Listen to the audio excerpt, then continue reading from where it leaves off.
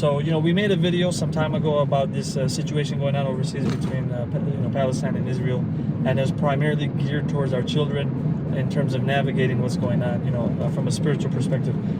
Obviously, the issue is ongoing now for about a month, and what I've started noticing is that the young kids are starting to ask very interesting questions because of what they're perceiving at this young age of being things that are like anti-Islam, right? They're seeing constant bombardment of certain messages revolving Muslims on the media in the West. And my daughter asked me the other day, like, I heard that Muslims are allowed to do this, or Muslims do this, is that true?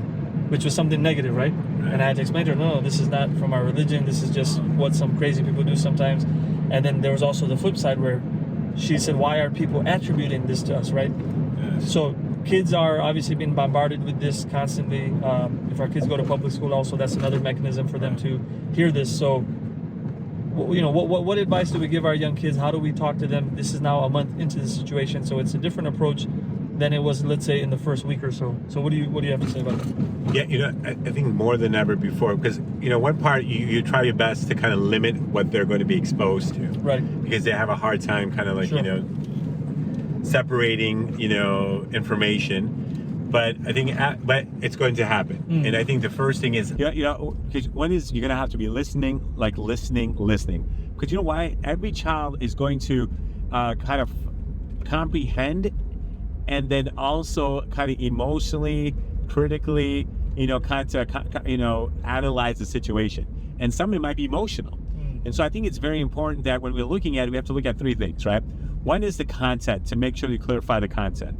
Second of all, the emotions, right? If it's okay to have emotions, but how do you navigate through those emotions? The third thing is, after you have these emotions, you're going to say, well, how do I express my emotions in the most proper way? Right? Then the fourth, a child might learn, what can I do? I want to do something to help them. And that might be like from a dua perspective, or is this from writing something perspective? That means going to a protest perspective. If that means to go give the donation, whatever that is, that's another key factor that we have to realize, that for individuals, kids, it's very important that there is that emotional, the way of expressing, the way of helping, it becomes very important. And then the last thing is, as parents, we have to kind of see is that as they get this, making sure it doesn't get them to affect where they psychologically get a fear or get scared or think that they lose hope, right? Because even as Muslims, you have to realize sometimes kids might understand, like, why is this even happening, right? And so I think it's so important for us to keep all these things in perspective too, and say, well, just the way we deal with it, that doesn't mean everyone else deals with it the same way. But ultimately, shouldn't we also then take it back to the Creator and Allah, meaning that, look, things happen.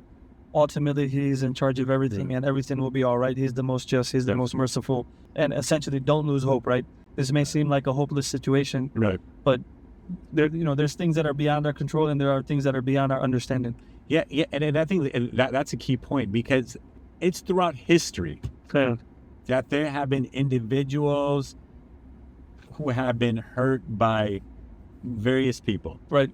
Prophets, countries, nations, Muslim, non-Muslims, right? Sure. Yeah.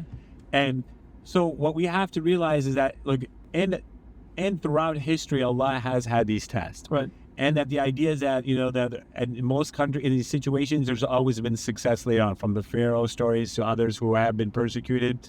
There has been opportunities of things getting better. Sometimes we might be at a stage in life where we're not seeing that. But I think that is something, and that there's wisdom in God that sometimes for us as human beings don't understand. And then using stories like this, there's a great example of even the most knowledgeable person at that time, a prophet of God, Musa alayhi salam, Allah reminds him that some other people have more wisdom than you do. Sometimes it's having knowledge that doesn't mean you also understand the whole grand scheme of things, which Allah subhanahu wa ta'ala has. And those are things that we have to look at that age group and say what kind of conversation that we can have. Okay. And kind of helping them navigate through that conversation is very important. That we have to make kids understand. You cannot lose hope, right? And even as adults, but it's very important, parents, the way we react plays a big part. So we sometimes have to re-energize ourselves and speak to our own scholars and friends to just kind of help you rethink, right? Because that kind of manifests in the kids where they see like, okay, in front of them you're talking, but you're also acting out, getting mad, you're seeing emotions, which we have to, and we want kids to sometimes see emotions, but you'll say, but at the same time, you're doing some things to help yourself, and then you're also trying to help the situation if possible. Jazakallah khair. No worry.